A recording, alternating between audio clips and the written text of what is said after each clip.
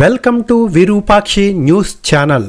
ఆంధ్రప్రదేశ్ దిశ bill 2019 సవరణల తర్వాత కేంద్ర ప్రభుత్వానికి పంపిన బిల్లు ప్రస్తుతం ఏ దశలో ఉందని తిరుపతి ఎంపీ మద్దెల గురుమూర్తి మంగళవారం పార్లమెంటులో ప్రశ్నించారు. ఇందుకు సమాధానంగా కేంద్ర హోంమంత్రిత్వ శాఖ సహాయక మంత్రి బండి సంజయ్ కుమార్ సమాధానమిస్తూ సవరణ చేయబడిన ఆంధ్రప్రదేశ్ దిశ బిల్లు 2019 రాష్ట్రపతి పరిశీలన అనుమతి కోసం స్వీకరించబడిందన్నారు. అయితే చట్ట ప్రకారం రాష్ట్రపతి ఆమోదం కోసం రాష్ట్రాల నుండి స్వీకరించబడిన బిల్లులు నోడల్ మంత్రిత్వ శాఖలు డిపార్ట్మెంటుతో సంప్రదించి తదుపరి ప్రక్రియ కొనసాగుతుందని తెలియజేశారు. అన్ని నోడల్ మంత్రిత్వ శాఖలు డిపార్ట్మెంట్ల వారి సలహాలు సూచనలు స్వీకరించారని తెలిపారు.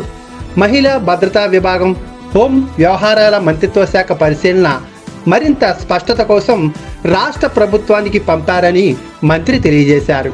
ఆంధ్రప్రదేశ్ ప్రభుత్వ నోడల్ మంత్రిత్వ శాఖలు ఆయా శాఖల ప్రతినిధులతో సమావేశం కూడా నిర్వహించినట్లు పేర్కొన్నారు. మహిళా భద్రతా విభాగం హోం వ్యవహారాల మంత్రిత్వ శాఖ రాష్ట్ర ప్రభుత్వానికి పంపిన పరిశీలనలపై ఆంధ్రప్రదేశ్ రాష్ట్ర స్పందన కోసం వేచి ఉందని ఈ ప్రశ్నకు సమాధానం ఇచ్చారు.